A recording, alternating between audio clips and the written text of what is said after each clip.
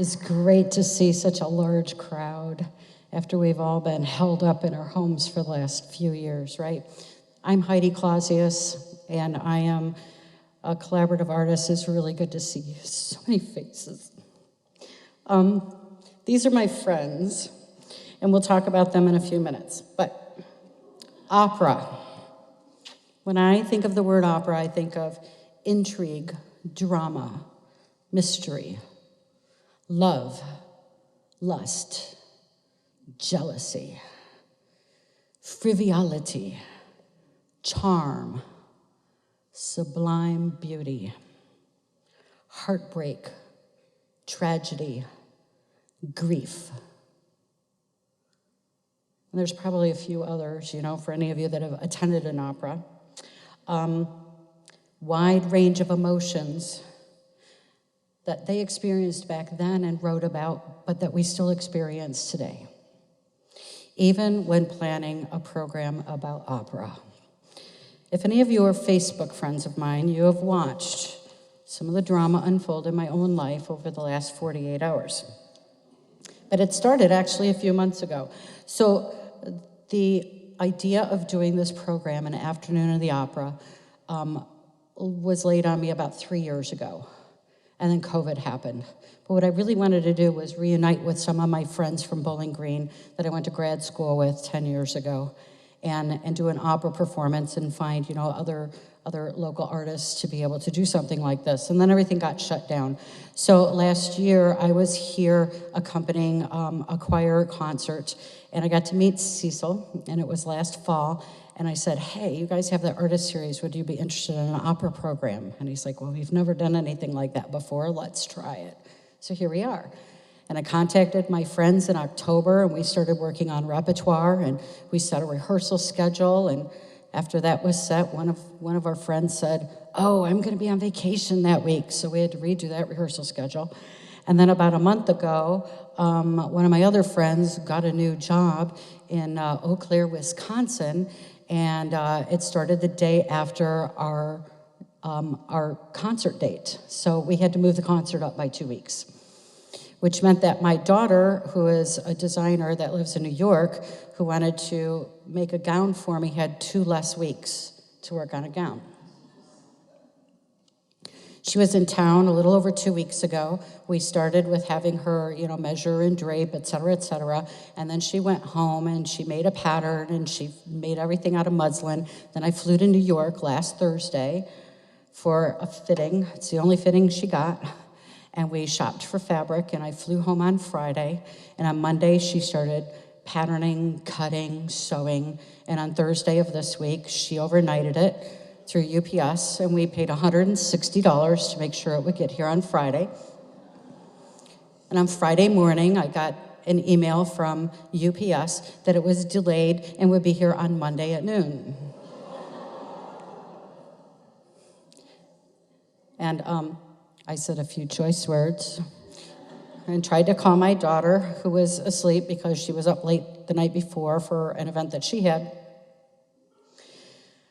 And I called UPS, and they're like, well, with the flooding in Kentucky, it's stuck in Kentucky, and, there's no service available over the weekends. I'm like, you're UPS. How can there not be service available over the weekends? And she tried also, and we didn't get anywhere with it. And on Friday, one of my former piano students' mothers, they moved to Indianapolis, this family that I taught, about 8 years ago. And this mom contacted me, and she said, I have a friend who lives in Indianapolis, but he goes back and forth between Louisville and here all the time. He's willing to drive to Louisville to get your dress, and I will drive from Indianapolis to Toledo on Sunday so that you can have your gown. And I was like, wow. I haven't seen this woman in 8 years, and she's willing to do that. And so we called UPS to find out what I had to do for them to locate the gown to be able to do this. And they're like, well, here's your tracking number, blah, blah, blah. Well, it's actually in the distribution center in Maumee, Ohio right now. And I was like, you gotta be kidding me. Well, how can I go about getting that?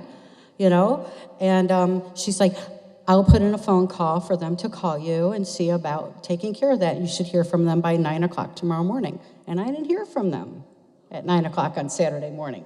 So by 9:05, I was calling, and they were like, well, the distribution center is closed on the weekends. They don't allow anybody to come pick stuff up. And this is my third tearful phone call, and I'm being very dramatic about it because it means something to me. And so I'm like, you don't understand. And I tell them the whole, my daughter made this, blah, blah, blah, blah, blah. And they're like, well, let's put in an emergency call to them and see if the distribution center will get back to you. And they called 10 minutes later, and they had found the gown on a truck and got it off of the truck. And my husband picked it up.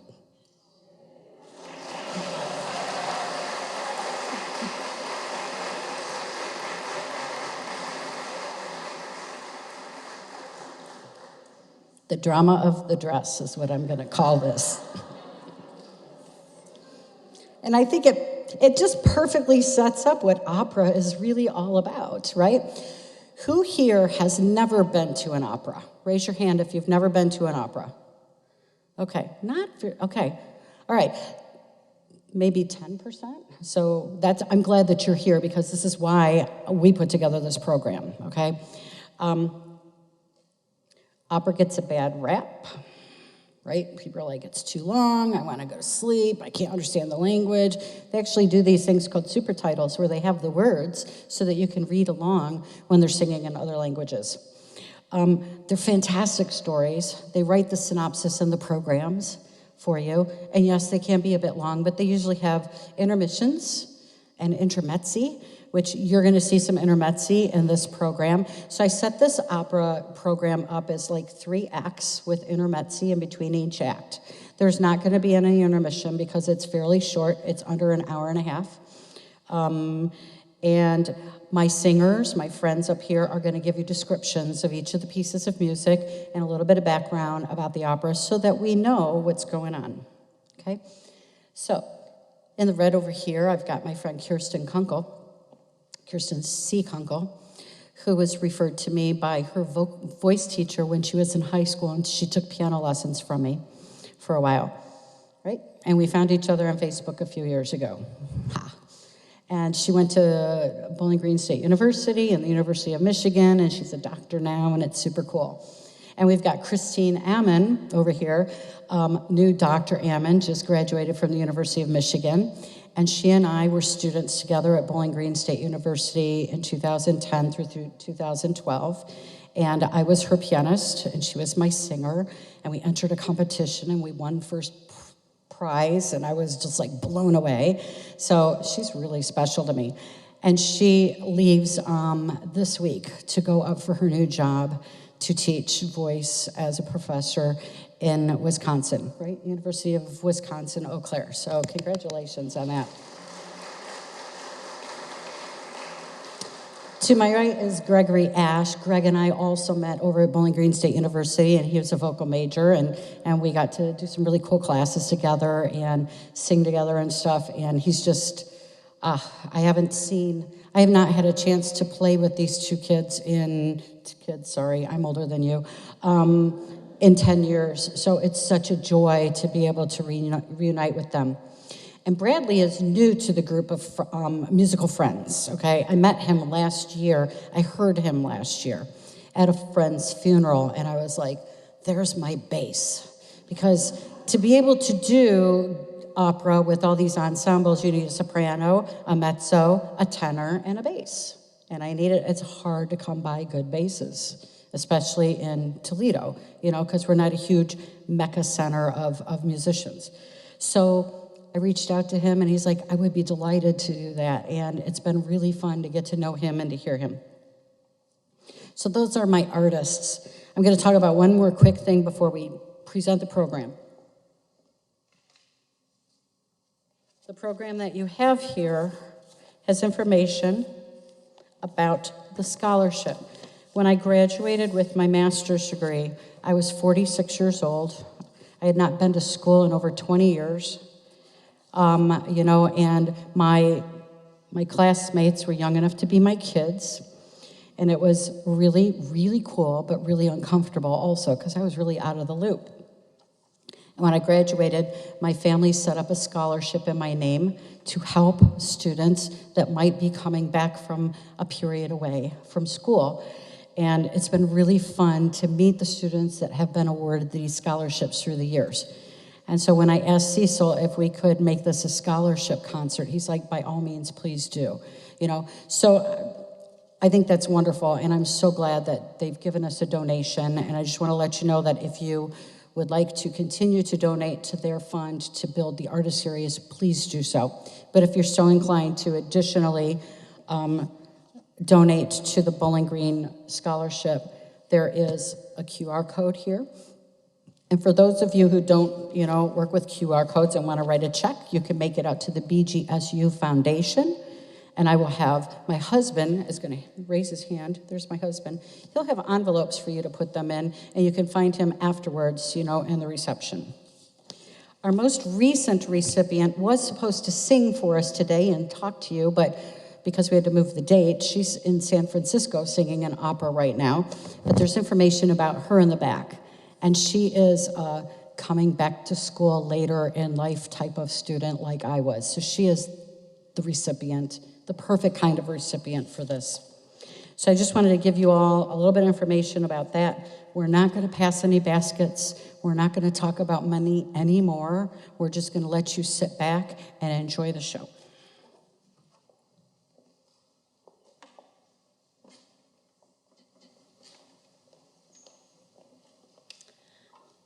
Hello, everyone.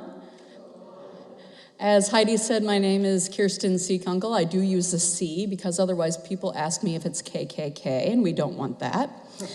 And it breaks up that KK sound. So, Kirsten C. Kunkle. I was born right here in Toledo, Ohio. So this is technically my hometown.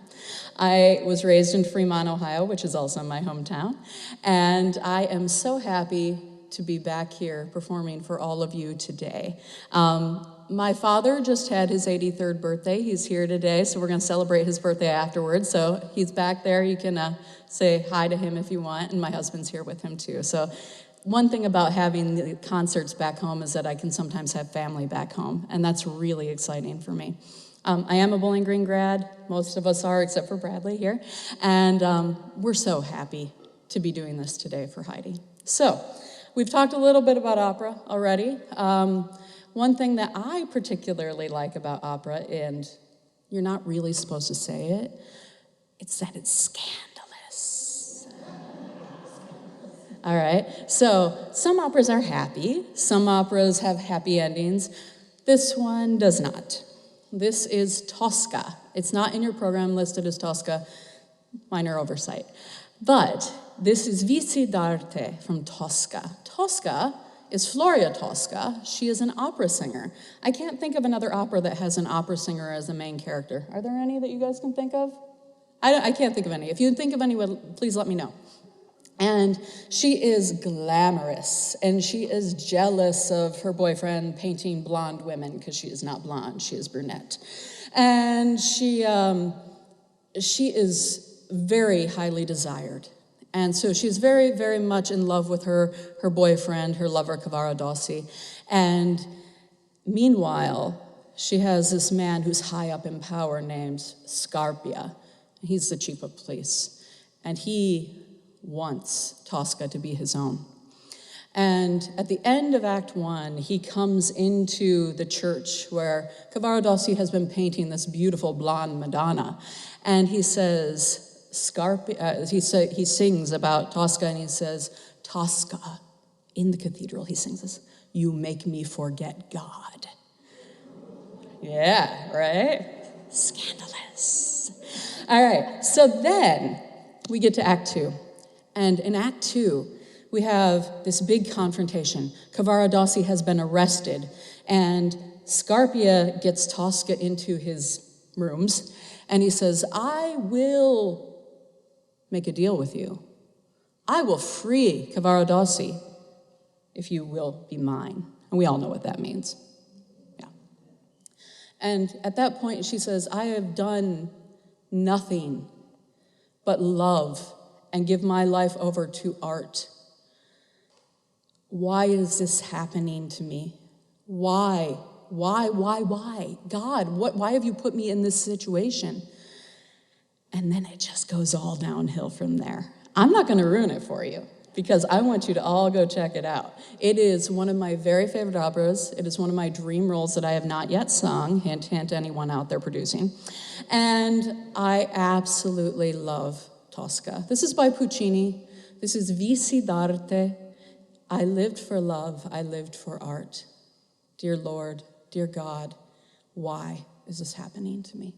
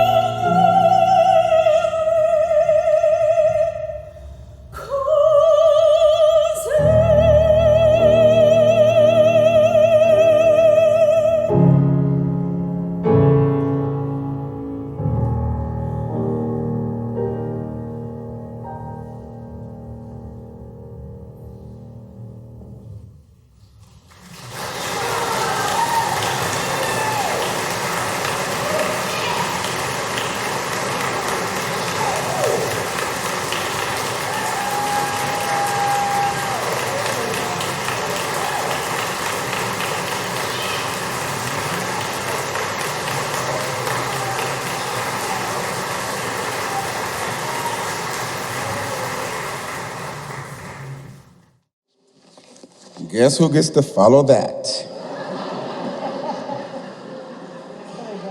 Who did this program? It's not fair. Good afternoon. I'm going to tell you a little bit about Don Pasquale. It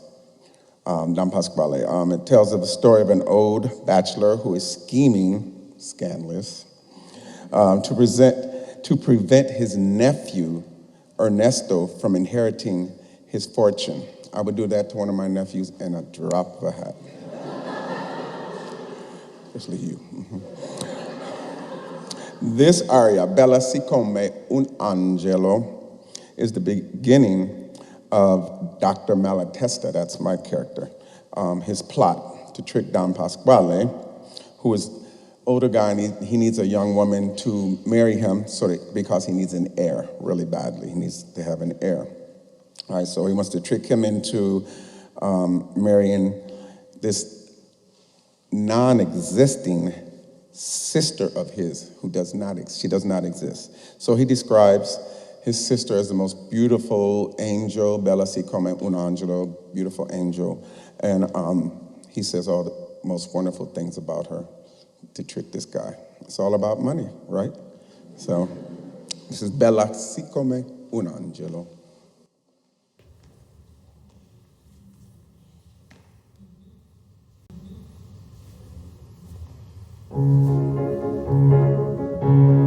Bella siccome un angelo in terra pellegrino, fresca siccome cibo che saprei su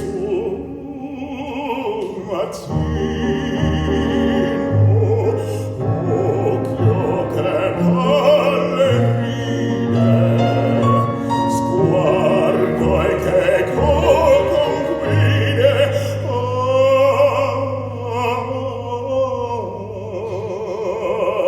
chioma che vincevano, sorriso incantator, sorriso incantator.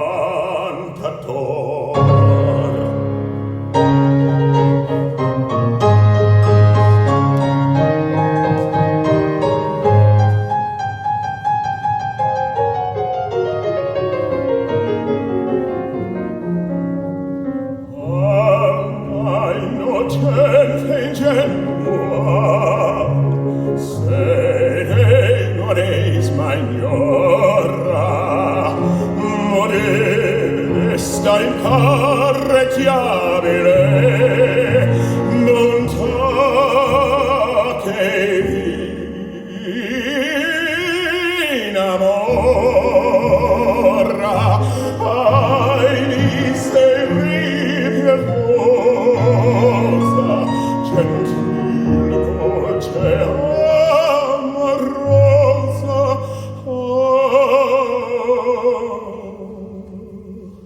il cielo fatte nascere per far beato il cor, beato un cor. Il cielo ha fatte nascere per far beato un cor, per far beato un cor. Il cielo ha fatte nascere per far beato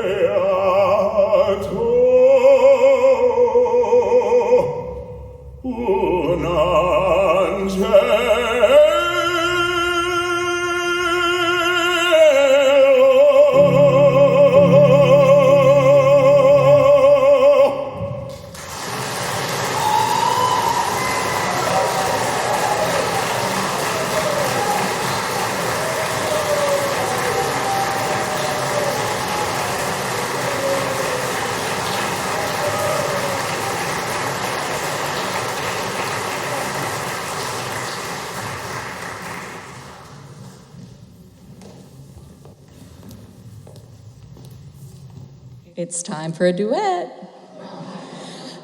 This is very commonly known as the barcarolle. That's what we in the business call it. If you say you're singing the barcarolle, that's what this is. There are other barcarolles in the world, but this is the one people know. This is Belle Nuit aux Nuits d'Amour. So we're in the French realm. This is by Offenbach. And what is happening in this story? So E.T.A. Hoffmann wrote this book called The Tales of Hoffmann. And it is the same story that has been translated into an opera. And in it, Hoffmann is a man who's a writer, so he has all these adventures all in his head, and he creates these imaginary, wonderful, phenomenal love stories. Every act has a different love interest for him, and he travels from act to act and goes all over the world. One of his love interests is a doll. Okay. One is a woman who sings herself to death, so not the most stable of choices here. And then we also have Giulietta. I will be singing Giulietta. And in this, Giulietta is this woman about town in Venice. And this whole thing is just setting the scene. It opens the entire act as you come into Venice. And in most productions, Niklaus, here played by Chrissy, Niklaus is a trouser roll, so usually sung by a woman in pants. And not pants today. And Niklaus is Hoffmann's trusty sidekick. I don't know why he is in the gondola with Giulietta. No one explains that. It just doesn't, it's one of those things you're just supposed to say, okay, it's opera. That's what they do. All right, so anyway, Belle Nuit aux Nuits d'Amour. So, beautiful night. Oh, night of love. You've heard this before. I guarantee it, whether you are an opera aficionado or not. It is used in movies. It is used in commercials. I think there might have been a chocolate commercial that used this at some point. So just enjoy it. And imagine that we're floating down the river in Venice in those tiny little canals on a beautiful gondola. And that she is not a beautiful woman in a dress, but in pants, rowing the gondola. Okay.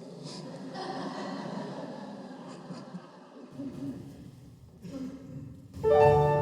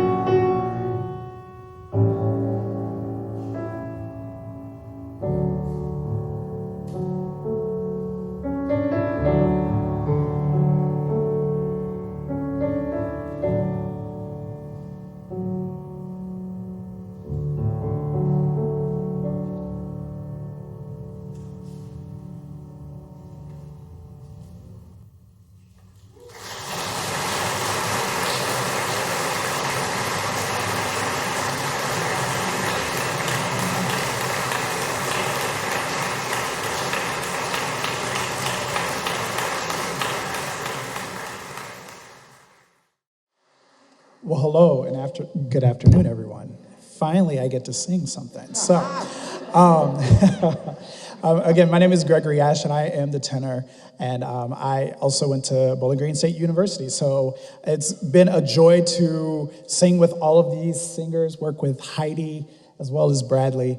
But I'm going to tell you a little bit about the song that I'm going to sing. It's in English. So that's one good thing for you all. You'll be able to hopefully understand everything that I'm going to be talking about. The song that I will be performing is It Ain't Necessarily So from the opera Porgy and Bess. Now, Porgy and Bess first debuted on Broadway. It was first produced and the first showing of it was on Broadway, and eventually it made its way to the Metropolitan Opera stage, where from there on, it's kind of gone opera, and then there's been a few Broadway productions of it, and I think one of my good friends actually just did a production at an opera I think it was in Pittsburgh. So it kind of fluctuates back and forth between opera and musical theater, but mostly it's known for opera. Porgy and Bess is one of the first operas I think that I was exposed to. This song was given to me, I think I was 19 years old, from my very first voice instructor. Unfortunately, we lost my voice instructor earlier this year. So this is, it's a song that got me my first professional job as well. So it's one of the ones that I love to sing. Just a little bit more background about Porgy and Bess, though, is if you've never seen Porgy and Bess, it's a love story about Porgy and Bess. And you probably heard several different songs from this opera. You've heard I Got Plenty of Nothing. What else? Summertime is probably one of the most famous songs from that. You probably have all heard of Summertime. My Man's Gone Now, Porgy, Bess You Is My Woman. So there's several selections that you probably have heard. But in this specific scene, usually we're on Catfish Row. That's where Porgy and Bess takes place. But at this specific time, we are at Kittiwah Island. We are at the picnic. And so we have all the good going church folk that are there, and myself singing Sport and Life, who is your dope peddling scoundrel, scallywag. I'm there to try to influence all of you church folk that the things in the Bible ain't necessarily so. So I'm going to try to persuade you all. Now, there might be a little bit of call and response in here. If you feel the need to kind of holler back, you can. I'll give you a little thing to do that. So here is It Ain't Necessarily So.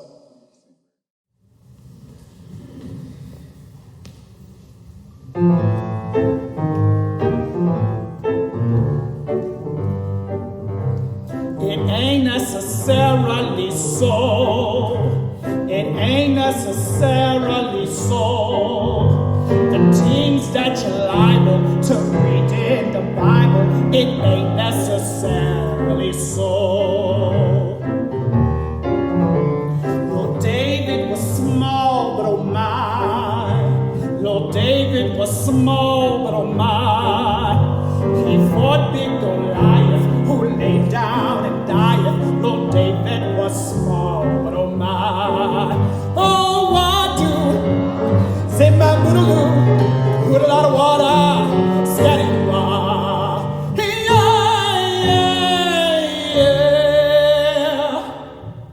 Oh, Jonah, he lived in the well. Oh, Jonah, he lived in the well.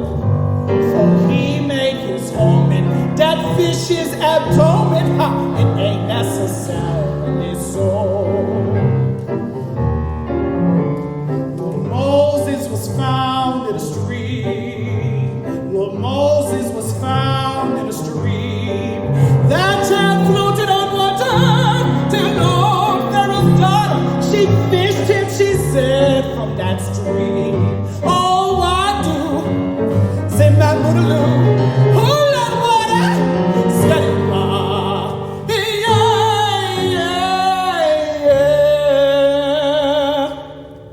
Oh, it ain't necessarily so. It ain't necessarily so. They tell all you children, the devil's a ruin. Ha! It ain't necessarily so. To get into heaven, don't snap for a 7.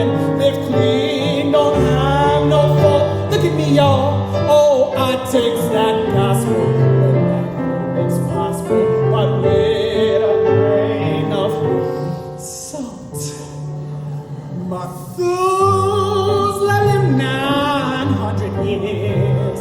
Methuselah lived 900 years. Now who calls that living when no gal will give it to no man? What's 900 years? I'm preaching this sermon to show. Ain't Nessa, ain't Nessa, ain't Nessa, ain't Nessa, ain't Nessa, Sarah Lisa.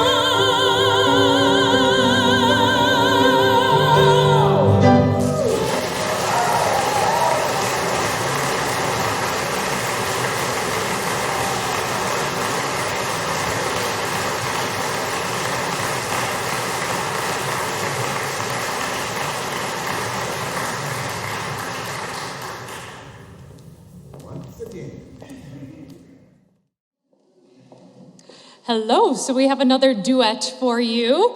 I'm Chrissy, I haven't talked yet, but hello. So this is from Don Giovanni by a little composer named Mozart, who you probably have heard of before. And speaking of, what was our word? Scandalous? Scandalous. This is a very scandalous opera, Don Giovanni, aka Don Juan. It's about Don Giovanni, a real ladies' man, who comes into town and has a lot of ladies at his disposal, I would say.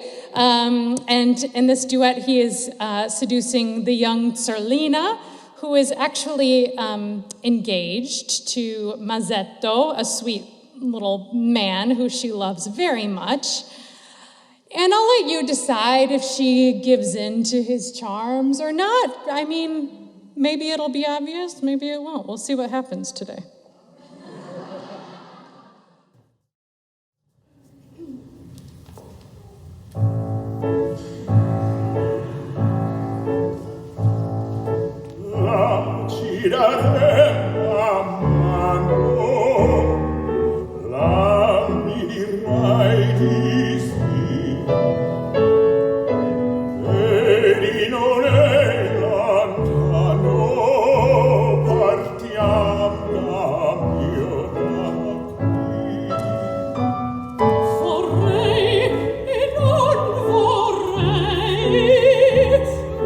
Trema poco il cuore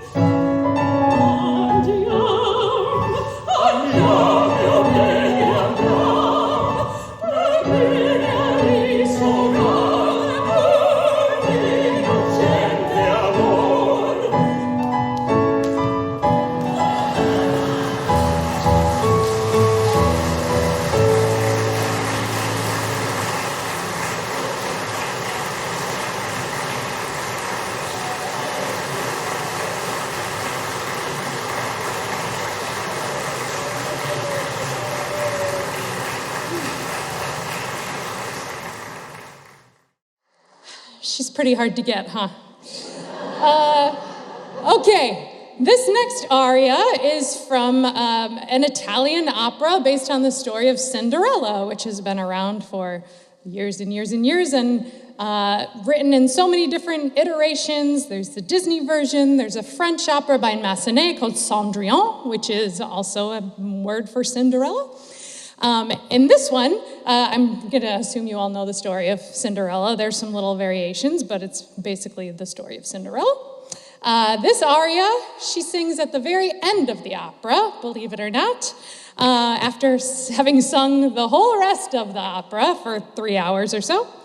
And she is talking about how she thought she was destined to kind of be sad by the fire and live this small life that she didn't necessarily want. And now she feels a fire within her. She feels like the whole world has opened up to her. This is Non più mesta by Rossini, who is a bel canto composer known for writing music that you can kind of do what you want with. So you can add a bunch of different runs. You don't have to do exactly what's on the page, which makes singing Rossini really fun and sometimes really scary, but it's going to be really fun today.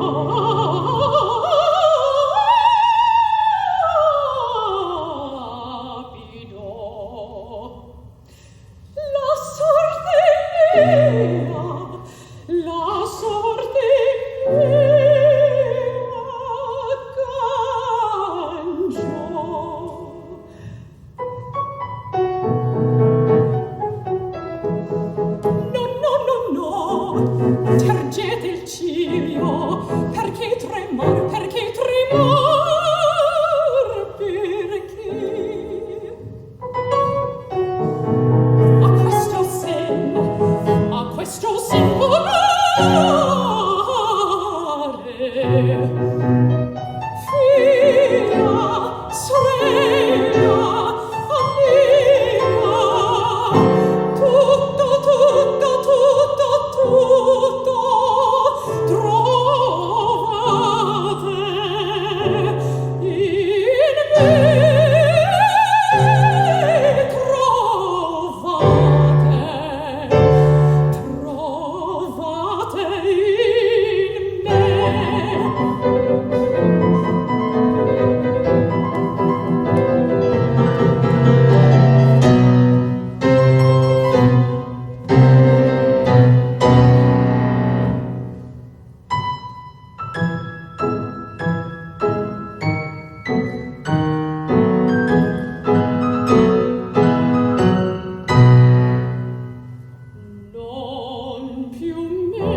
Oh,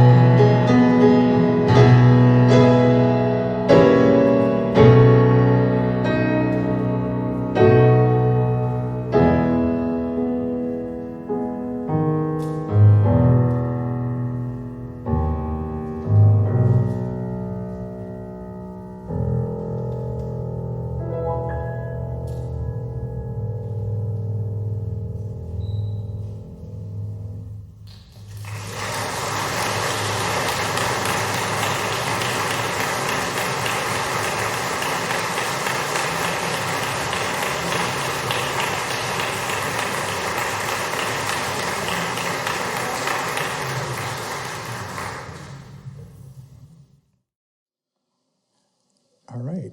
So we're next up is going to be a duet.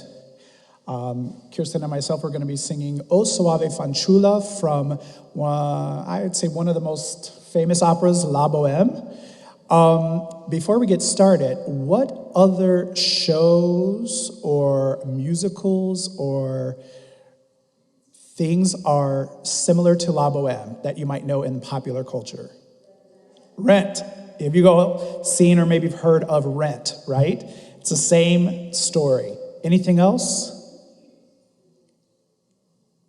Moonstruck. Have any of you seen the movie Moonstruck? That's another one. Do we have another? A little bit of Moulin Rouge.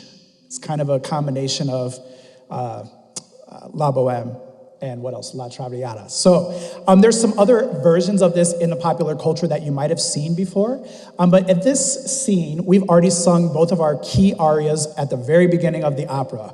I've sung my aria to her, explaining that I'm a poet, who I am. She then sings to me, her name is Mimi. I'm Rodolfo. And so next, we have kind of, together, all of our friends have went to the square, and it's our time to figure out that we actually do love each other already, like 56 pages into the opera. So we find that we love each other. And so we basically talk amongst ourselves, and then we leave at the very end just singing about our love. So this next duet is O Soave Fanciulla from La Bohème.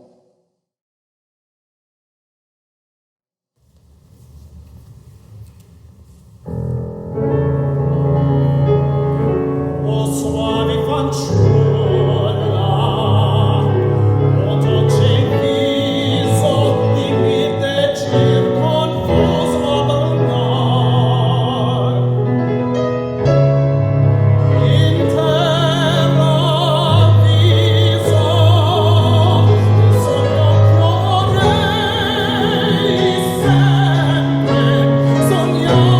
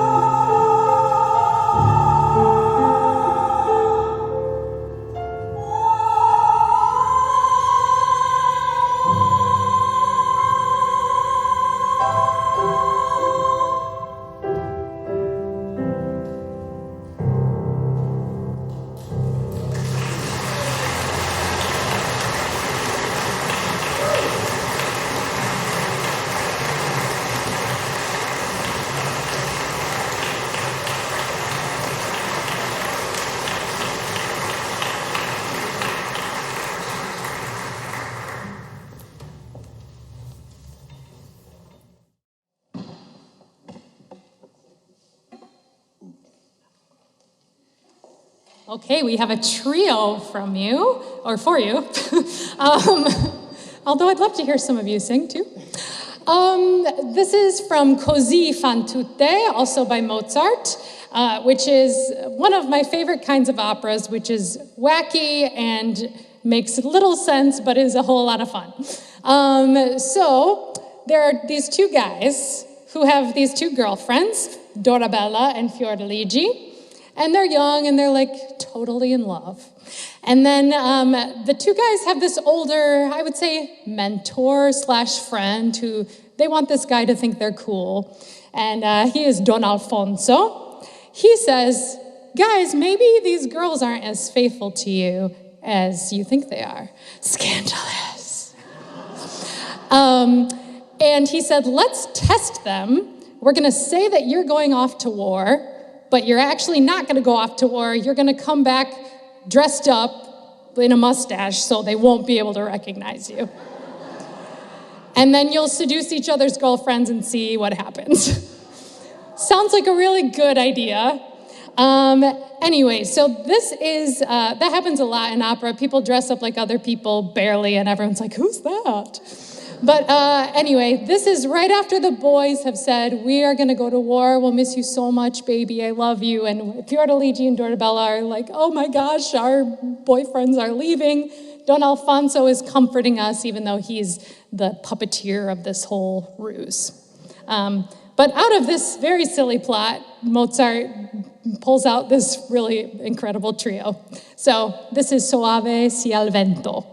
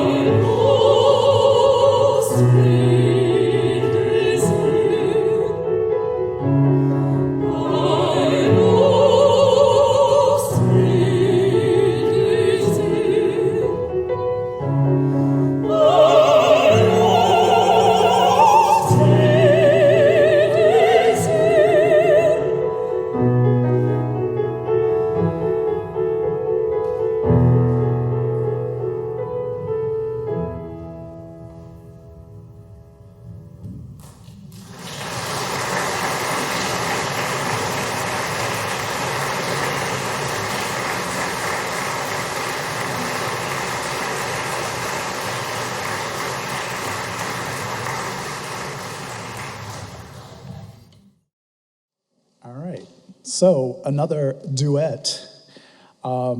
This is from the Pearl Fishers opera by Bizet. And in this scene, it's very early on. We have to basically come in warmed up on this duet because it's like right at the very beginning. But we're basically friends, brothers. This is like our, we're bros. We're bromancing it out, right? And so basically this song is, we are confirming to each other, or we're talking initially about finding or seeing this woman, this goddess. She's a veiled goddess. And we both, obviously, fall in love with her. And then we don't want to not be friends any longer. So we decide that our bromance is stronger than romance. So that is the gist of this song. But at the end of the opera, we all know what kind of happens, really, right? Messy. It's messy. So, so this is Au fond du temple saint.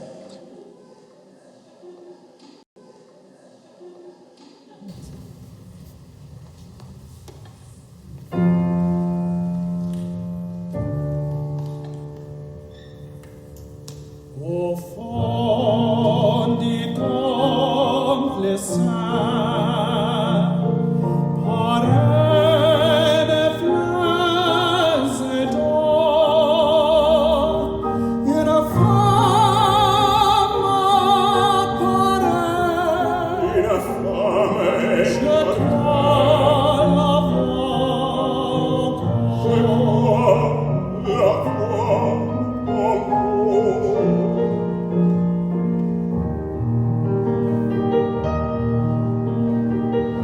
La foule est prosternée,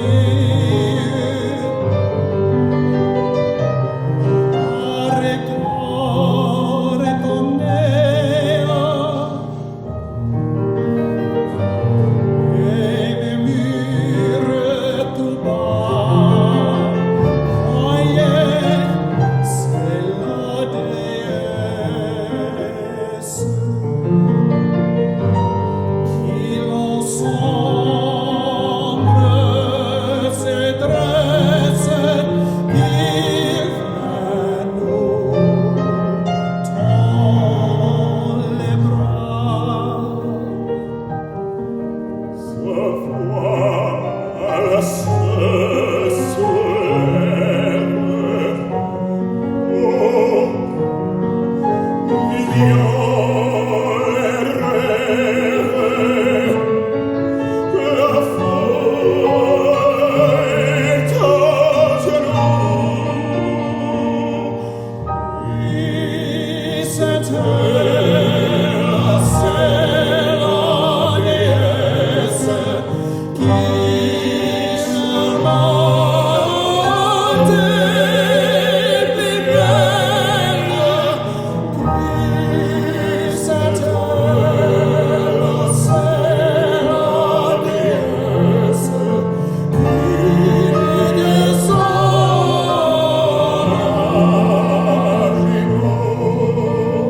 C'est là, c'est soulève, qui vient nous les à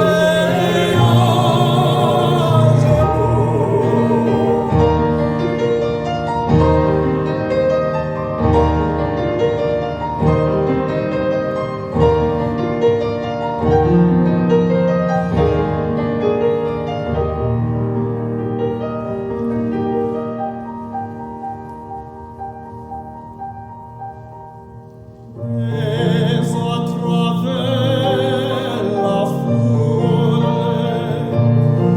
il est son bon passage. Sur la voile, déjà nous cachait son visage. Mon regard, hélas,